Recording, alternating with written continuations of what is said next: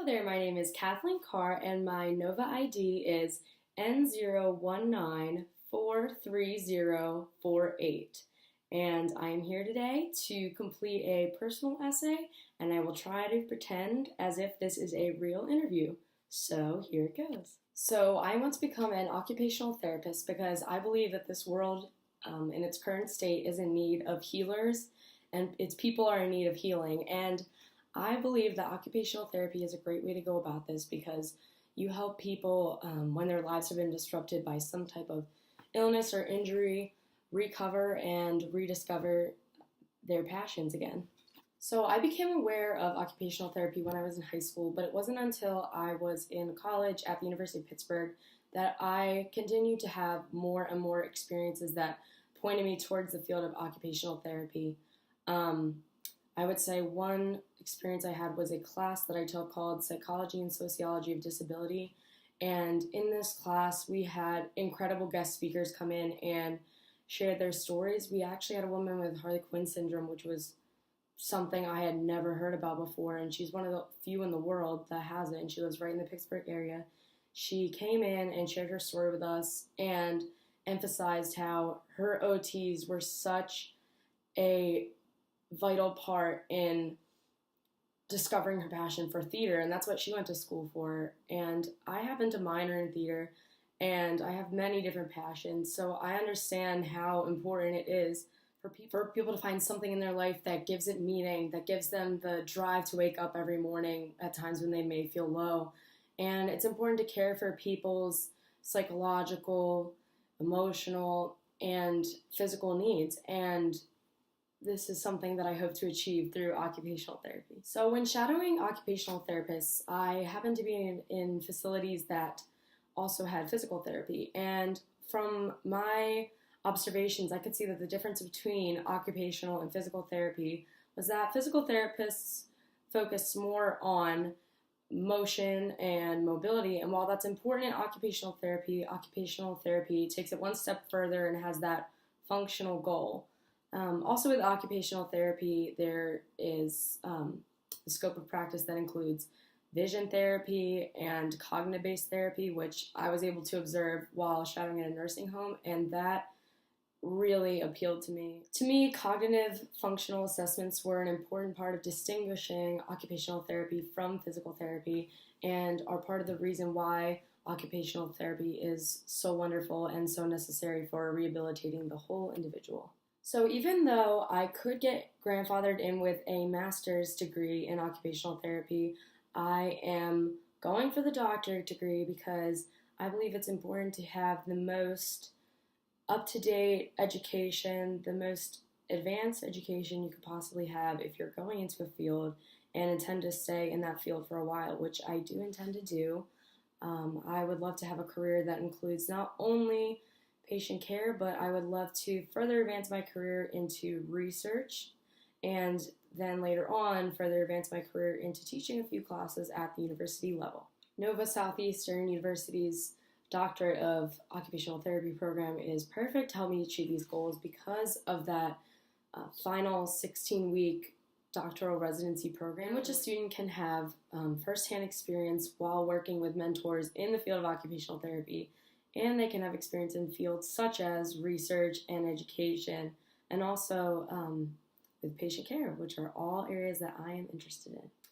10 years from now, I see myself working in a geriatric setting, hoping to advocate to make nursing homes a better place for individuals because these individuals are often suffering from cognitive issues and may not have a lot of support. And at the end of their lives, it's important that these individuals have the best care that they can possibly have. So as stated before, I do like the idea that NOVA's program ends in a 16-week residency, just like how medical school has a residency. I think it's important to highlight the medical significance of occupational therapy, and I think it's a great opportunity to learn skills from professionals in the field. I also really like how Nova Southeastern has a blended online and in-person learning style because I think it is important for students to have flexibility while they're taking graduate level courses because at that point it's important to have outside jobs and involvements and real life experiences that will help them prepare for their career in occupational therapy, which I intend to have.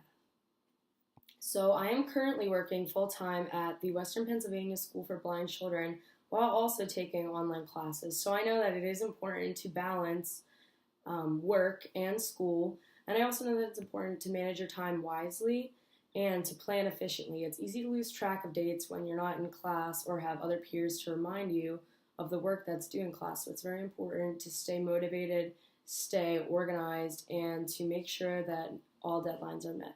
With this, it's also important to remember that you'll be able to communicate face-to-face with your professor as you normally would in a classroom.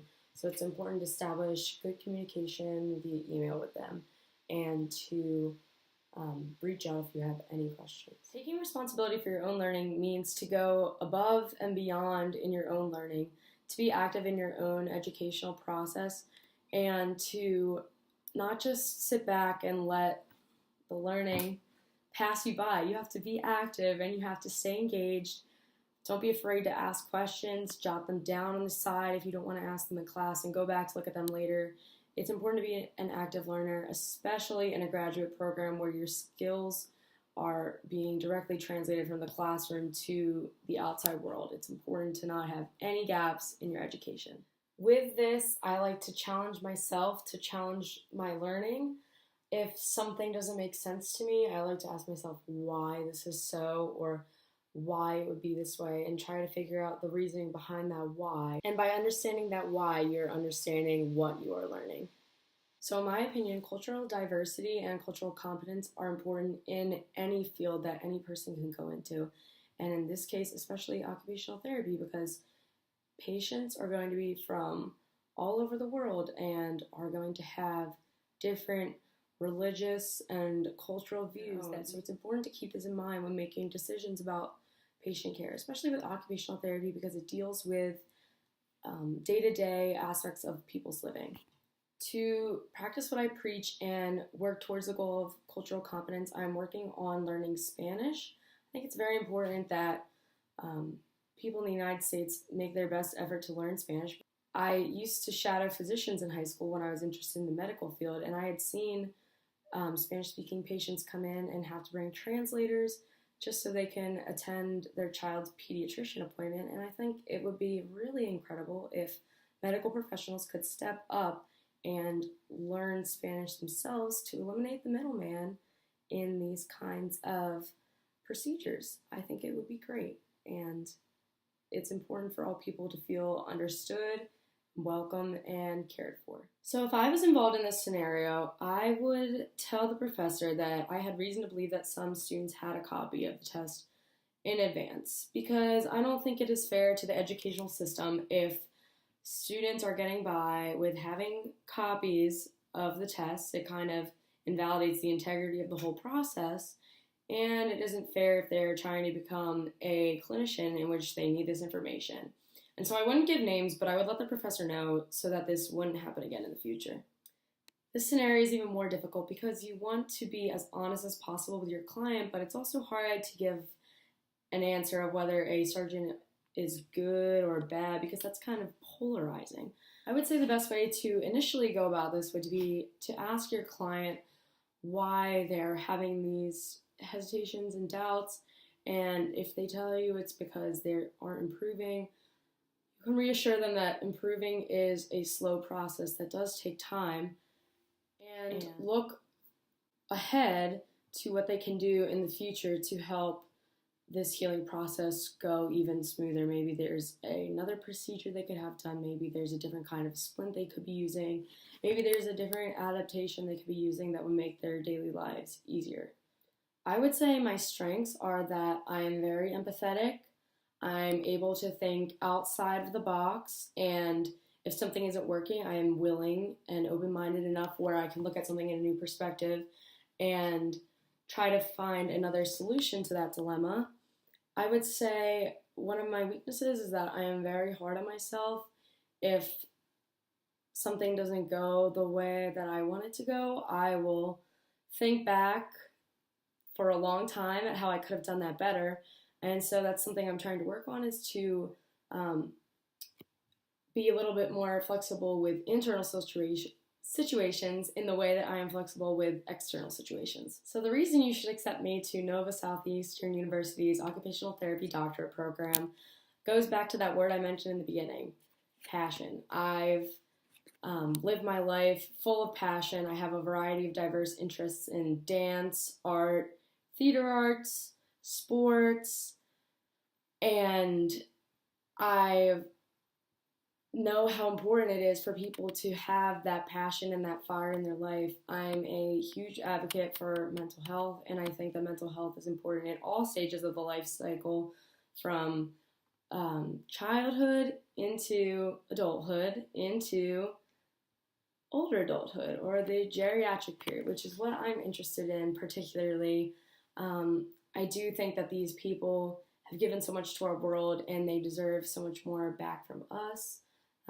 I've experience with working with older populations, with mental health populations, and with pediatric populations, and with adult populations, all through my diverse array of experiences at Mercy Hospital as an EKG technician, or through my work at the Western Pennsylvania School for Blind Children.